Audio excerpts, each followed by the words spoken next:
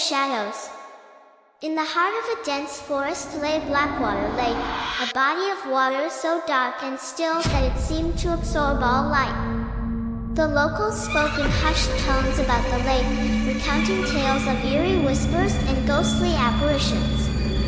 They warned visitors to stay away, especially after sundown, for the lake was believed to be cursed. One summer, a group of friends decided to spend a weekend camping by Blackwater Lake.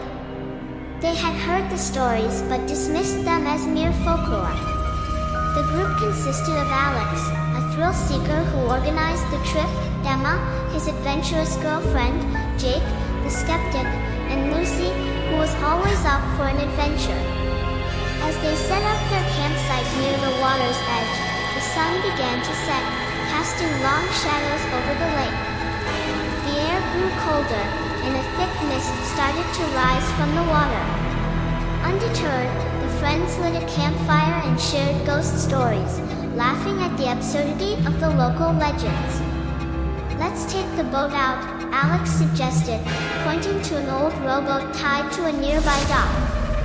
The boat appeared weathered and unused, its paint peeling and oars splintered. Emma hesitated. "I don't know, Alex. It looks pretty old." Jake laughed. "Come on, Emma. Don't tell me you're scared." Feeling the pressure, Emma reluctantly agreed. The group climbed into the boat, and Alex began to row towards the center of the lake. As they glided over the dark waters, the mist thickened, and the forest seemed to close in around them. Midway across the lake, the boat suddenly lurched, and a loud thud echoed from beneath them. They peered over the edge, trying to see through the murky water, but saw nothing. "Probably just a log," Jake said, though his voice wavered. Then they heard it, a low, mournful wail that seemed to come from the depths of the lake. The friends exchanged nervous glances, their earlier bravado faded. "Let's go back," Lucy whispered, her eyes wide with fear. Alex nodded and started to row back towards the shore, but the boat wouldn't budge. It felt as if something was holding it in place. The wailing grew louder, accompanied by a chilling whisper that seemed to come from all around them. "You shouldn't be here." Panic set in.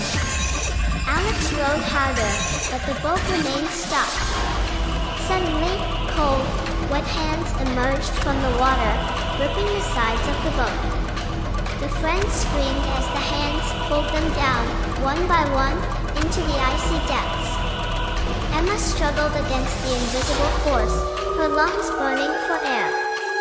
Just as she was about to lose consciousness, the hands released her, and she surfaced, gasping for breath. She found herself alone in the boat, which was now drifting freely towards the shore. Disoriented and terrified, Emma stumbled out of the boat and onto the dock. She called out for her friends, but the only response was the eerie silence of the lake. The mist cleared, and the water was still once more. Emma ran back to the campsite, but there was no sign of Alex, Jake, or Lucy. Desperate, she raced to the nearest town and told the authorities what had happened. A search party was dispatched, but no trace of the others was ever found. Years passed, and Emma never returned to Blackwater Lake. She moved to a new town and tried to forget the horrors of that night. But sometimes, in the dead of night, she would hear the faint echoes of that mournful wail, and she knew the lake had not forgotten.